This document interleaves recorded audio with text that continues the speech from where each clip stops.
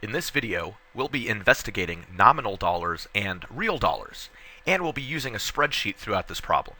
When looking at how dollar amounts change over time, the term nominal dollar refers to the price of something in its time somewhere in the past, and real dollar means what that price becomes when we adjust it for inflation into today's dollars. So for example, a car that costs $5,000 in the 1970s would be called the nominal price. And when we adjust for inflation and see that that amount, $5,000 in the 70s, adjusted for inflation turns into somewhere in the $20,000 in today's dollars, once we adjust for inflation, we call that the real dollar amount. So nominal, the price in its time, the real dollar, the amount once we adjust for inflation. For this problem, we will be looking at the price of 1 pound of lemons, going back to 1980 and all the way up to the end of 2012. We've got a quick graph here that shows that the prices are overall increasing. We see that there are lots of hills and valleys to this graph, lots of ups and downs. And if you think about it, the price of lemons is something that changes with the seasons. So each up and down is showing the high prices usually in the fall and early winter, and the low prices in early spring. So every year the prices will be higher in one part of the year and lower in a different part of the year based on how much it costs to grow at what point in the year. But overall, over these years, we see an increasing trend.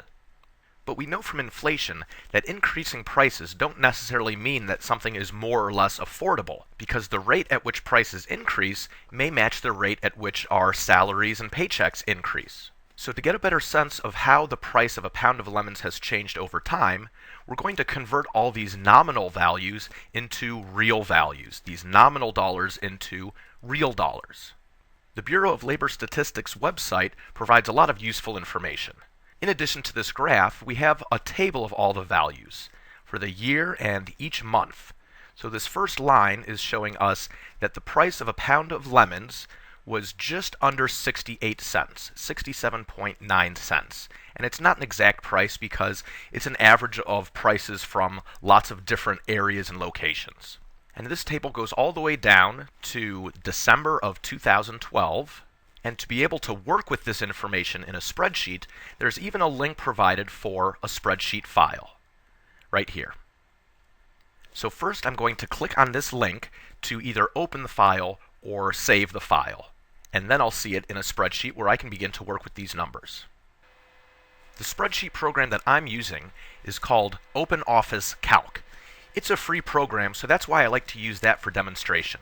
But if you have a different spreadsheet program, like Microsoft Excel, it should operate pretty much the same way. So things will look slightly different, but you'll be able to see how to do what I do using Microsoft Excel.